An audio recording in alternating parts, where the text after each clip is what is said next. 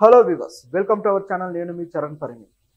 చంద్రబాబు మీదకి ఎదురు తిరుగుతున్న టీడీపీ నాయకులు, కొంతమంది నాయకులు చంద్రబాబు గారి మీద పని కట్టుకొని ఎదురు తిరుగుతున్నారు. అటువంటి నాయకుడు ఇప్పుడు మళ్ళీ ఒకరు బయటకు వచ్చారు. సో ఇప్పుడు ఈ నాయకుడు ఏం చేయబోతున్నారు అనేది ఆసక్తికరంగా ఉంది. ఎందుకంటే విజయవాడ నాయకులు అనమాట. విజయవాడ అనేది టీడీపీకి అంత కీలకమైన ప్రాంతమో తెలిసిందే కదా. ప్రస్తుతానికైతే విజయవాడ పశ్చిమ ఎమ్మెల్యేగా సుజనా చౌదరి ఉన్నారు. ఆయనతోటి లడాయి పెట్టుకొని ఆధిపత్య పోరు ఒకటి మొదలైపోయింది అంతర్గతంగా. అది కాస్త చంద్రబాబు గారి మీదకి ఈ విధంగా షిఫ్ట్ అయింది. సో ఆయన బహిరంగంగా వచ్చి తను చంద్రబాబు గారి మీద విమర్శలు చేస్తున్నాడు. ఆ నాయకుడు ఎవరంటే బుద్ధా వెంకన్న. టీడీపీలో ఫైర్ బ్రాండ్గా ఉండి విజయవాడలో తన రాజకీయ ప్రస్థానాన్ని అద్భుతంగా మొదలుపెట్టి ఇప్పటిదాకా చాలా గ్రాండ్గా తీసుకొచ్చిన వ్యక్తి. కొడాలి నాని, వల్లభనేని వంశీ లాంటి నాయకులు ఇష్టానుసారంగా మాట్లాడుతున్న క్రమంలో వాళ్ళకంటూ తన నోటికి అదుపు ఉండదు, అడ్డు ఉండదు.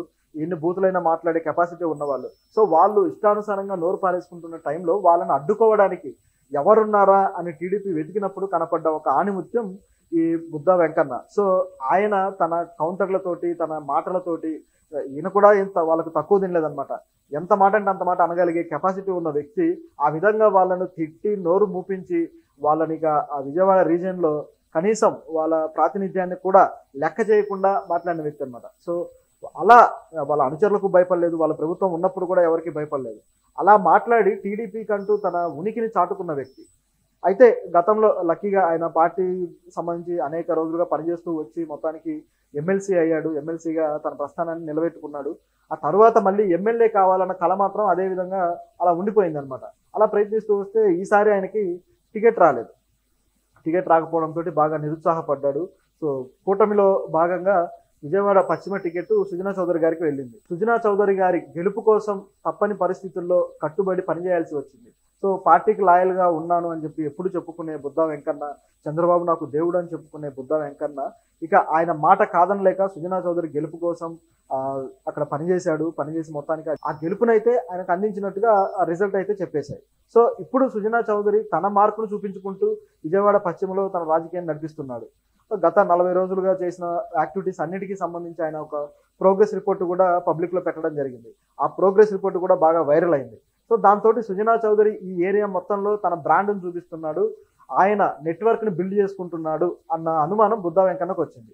దాంతో ఏదో విధంగా రియాక్ట్ అవ్వాలి, తన నెట్వర్క్ను కూడా బలంగా చూపించుకోవాలి, ఈసారి ఎలాగైనా ఎమ్మెల్యే పదవిని కొట్టేయాలి అనే ఆలోచనతోటి ఇప్పుడు సడన్గా కొన్ని ప్రెస్ మీట్లలోనూ అలాగే కొన్ని తమ కుల సంఘాల కార్యక్రమాల్లోనూ ఆయన డైరెక్ట్గా మైక్ ముందు, మీడియా ముందు చెప్పేస్తున్నాడు అనమాట. ఏమని చెప్తున్నాడంటే, చంద్రబాబు గారు నాకు దేవుడు అని అంటూనే ఈసారి మాత్రం ఖచ్చితంగా ఎమ్మెల్యే సీటు పొందుతాను, నాకు ఇక్కడ ఏమాత్రం ఇన్ఫ్లుయెన్స్ లేకుండా పోయింది, నా మాట అసలు చెల్లడం లేదు, ఇక్కడ కేవలం పశ్చిమలో నేను ఏది చెప్పినా చెల్లట్లేదు అని చెప్పేసి ఆందోళన పడుతున్నాడు, ఆవేదన పడుతున్నాడు.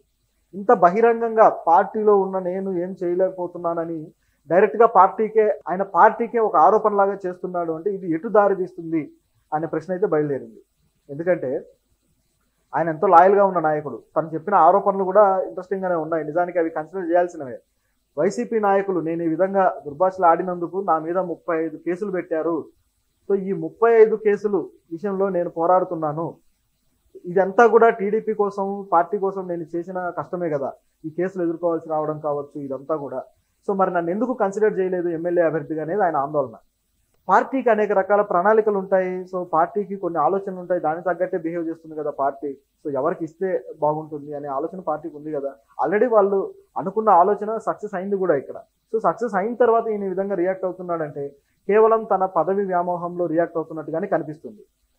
అని ఏమంటున్నారంటే, కనీసం టీటీడీకి సిఫారసులు చేసే పరిస్థితిలో కూడా నేను లేను అని చెప్పేసి ఆయన ఆందోళన. అంటే తన సిఫారసులు టీటీడీలో చెల్లడం లేదు, బహుశా విఐపి దర్శనాలు కావచ్చు, ఇలాంటివి అయి ఉండొచ్చు. సో ఇలాంటివి చెల్లట్లేదు అనేది ఆయన ఆందోళన. అంటే ఇలాంటివి చిన్నవన్నీ తీసుకొచ్చేసి ఈ విధంగా రియాక్ట్ అవ్వడం, అసలు విఐపి దర్శనాలు అంటేనే అక్కడ ఒక విధమైన కంప్లైంట్ ఏర్పడుతుంది. ఈ నాయకులు వచ్చేసి విఐపి దర్శనాలు చేసేసుకొని సామాన్యులకు గంటలు నిలబెట్టేలా ఒక ఇబ్బందికరమైన పరిస్థితి క్రియేట్ చేస్తున్నారు అని చెప్పి సామాన్యులు ఎప్పటి నుంచో మొత్తుకుంటున్నారు. ఈయన మాత్రం నాకు మరి ఆ ఇన్ఫ్లుయెన్స్ లేకుండా పోయిందని చెప్పి ఆందోళన పడుతున్నారు. ఇదంతా కూడా కేవలం ఒక అధికారాన్ని అనుభవించిన తర్వాత అధికార దాహం తీరక ఒక వ్యామోహంలో మాట్లాడిన మాటల్లాగానే కనపడుతున్నాయి ఈ మాటలన్నీ చూస్తుంటే. దీంతోపాటు కొడాలి నానిని కావచ్చు, అలాగే వల్లభనేని వంశీని కావచ్చు, కేశినేని నానిని కావచ్చు, వీళ్ళందరినీ కూడా కంట్రోల్ చేయగలిగిన కెపాసిటీ నాకే ఉంది, నా వల్లనే వీళ్ళు నోరు మూసుకొని ఉన్నారు, నా వల్లనే వీళ్ళు ఈరోజు ఓడిపోయి ఈ విధంగా ఉన్నారని చెప్పేసి ఆయన తన సభల్లో చెప్పాడనమాట. అది కొంతవరకు అంటే వాళ్ళని కంట్రోల్ చేయడానికి ఆయన వాయిస్ పనికొచ్చింది, అది వాస్తవమే. కాకపోతే వ్యతిరేకత అనేది పార్టీ పరంగా ఉంది, అలాగే వాళ్ళు కూడా స్వయంకృతాపరాధం ఎంతో కొంత ఉంది. సో ఇదంతా చూస్తూనే ఉన్నారు ప్రజలు. అయితే తన క్రెడిట్ ఏంటనేది చెప్పుకోవడంలో భాగంగా ఈయన ఈ విధంగా మాట్లాడారు. మరి ఇప్పుడు చంద్రబాబు గారికి డైరెక్ట్గా ఒక అల్టిమేటం జారీ చేసినట్టు అయింది. అదేంటంటే 2029లో నేను ఖచ్చితంగా ఎమ్మెల్యే అయి తీరుతాను అన్నాడు. అంటే ఏ విధంగా అవుతాడు? పార్టీ టికెట్ ఇవ్వాలి కదా, ఇప్పుడైతే ఇవ్వలేదు. మరి ఈసారి ఇస్తుందా? ఒకవేళ ఇవ్వకపోతే పరిస్థితి ఏంటి? అంటే పార్టీకి ఒక హుకుం జారీ చేశారు, మీరు 2029లో నాకు టికెట్ ఇవ్వాల్సిందే అన్నట్టుగా. ఒకవేళ ఇవ్వకపోతే నేను పార్టీ మారైనా ఎమ్మెల్యేగా పోటీ చేస్తానని అయి ఉండొచ్చు. ఎందుకంటే అది కనబడుతుంది అనమాట, చూస్తుంటే ఈయన వార్నింగ్లోనే అది కనిపిస్తుంది. సో ఇదొక పద్ధతి. ముఖ్యంగా కొద్ది రోజుల క్రితం సిఐలు ఎంతోమంది ట్రాన్స్ఫర్ అయ్యారు. ఈ సిఐల బదిలీల విషయంలో తన మాట ఏమాత్రం చెల్లలేదు అని చెప్పేసి ఆయన ఒక దిగులు పెట్టుకున్నాడు అనమాట. ప్రభుత్వంలో ఎవరైతే అధికారంలో ఉన్నారో వాళ్ళ మాట చెల్లుతుంది. ఇప్పుడు సుజనా చౌదరి మాట చెల్లి ఆయనకు నచ్చినట్టుగా ఆయన ఎవరినైతే సీఐలను బదిలీ చేయించాలని అనుకున్నాడో, ఎవరినైతే కోరుకున్నాడో దానికి తగ్గట్టుగానే సీఐల బదిలీ జరిగింది. కానీ తన మాట ఏమాత్రం చెల్లలేదు అనేది ఈయన ఆందోళన. సో దీన్ని కూడా ప్రస్తావించాడు, నా మాట చెల్లుంటే బాగుండేదని చెప్పేసి. సో అంటే అధికారంలో లేకపోయినా సరే అధికారులని, అలాగే ఎంతో చదువుకొని ఒక ఉన్నత స్థాయికి వచ్చిన ఆఫీసర్లని ఇన్ఫ్లుయెన్స్ చేయాలన్న కోరిక ఎంత పనికిమాలిన కోరిక అంటే, ఈ విధంగానే ప్రభుత్వ వ్యవస్థలన్నీ దెబ్బతింటూ వస్తున్నాయి. కలెక్టర్లను ఇన్ఫ్లుయెన్స్ చేయాలని, అలాగే ఈ విధంగా ఎస్ఐలని, సిఐలని, ఎస్పీలని కంట్రోల్ చేయాలని, వాళ్ళు ఒక గెజిటెడ్ ఆఫీసర్లుగా, బ్యూరోక్రాట్స్గా ఎంతో కష్టపడి చదివి ఒక సిస్టమ్ తెలిసిన వ్యక్తులుగా వాళ్ళు వస్తారు. వాళ్ళని మాకు నచ్చినట్టుగా ఉపయోగించుకుంటాము, లేకపోతే మాకు నచ్చినట్టుగా మారుస్తాము, చేరుస్తాము, ఈ విధంగా తయారైపోతే రాజకీయ వ్యవస్థ, ఇక ప్రజలకు వాళ్ళ మీద నమ్మకం ఏముంటుంది, సిస్టమ్ మీద నమ్మకం ఏముంటుంది? అసలు ఇలా బహిరంగంగా ఆరోపణలు చేయడమే మొదట తప్పు. వాళ్ళ బదిలీలో ఇన్ఫ్లుయెన్స్ లేదు అని. నిజం చెప్పాలంటే ఎవరి బదిలీలకైనా సరే రాజకీయ పరమైన ఇన్ఫ్లుయెన్స్తో చేయడం అనేది అత్యంత దుర్మార్గమైన పని. మన మాట వినలేదనో, లేకపోతే సిన్సియర్ ఆఫీసర్ ఉండి వాళ్ళు మనం చెప్పినట్టుగా లంచాలు తీసుకొని పని చేయట్లేదనో, లేకపోతే మనకు కాంట్రాక్టులకు అడ్డం తగులుతున్నారనో, లేకపోతే ఎక్కువగా తనిఖీలు చేస్తున్నారనో వాళ్ళ మీద దాడులు చేయడమా, లేకపోతే వాళ్ళని ఇక్కడ నుంచి తీసుకెళ్లి ఏ మారుమూల ప్రాంతంలో ట్రాన్స్ఫర్ చేసేయడమా, ఇలాంటివి రాజకీయ వ్యవస్థకు పట్టిన ఒక జాడ్యం అనమాట.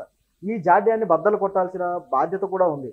కానీ దాన్ని మర్చిపోయి రాజకీయ నాయకులే కంట్రోల్గా ఉండాలి. నిజానికి ఊరికే బ్యూరోక్రాట్స్ మీద బురద చల్లడం, వాళ్ళను తగినట్టుగా ఉపయోగించుకోవడం చేయడం, ఇదంతా కూడా తప్పే. 2 రోజుల క్రితం కూడా గత గవర్నమెంట్లో ఎవరైతే ఐఏఎస్లుగా పనిచేసి వచ్చారో శ్రీలక్ష్మి గారు, ఆవిడ ఆల్రెడీ ఇంతకుముందే వైఎస్ఆర్ గవర్నమెంట్లో విమర్శలు ఎదుర్కొన్నారు.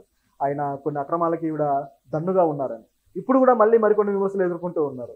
సో ఇలా ఉంటుందన్నమాట. ఐఏఎస్లని ఈ విధంగా వాడుకోవడం వల్ల జరిగే నష్టం.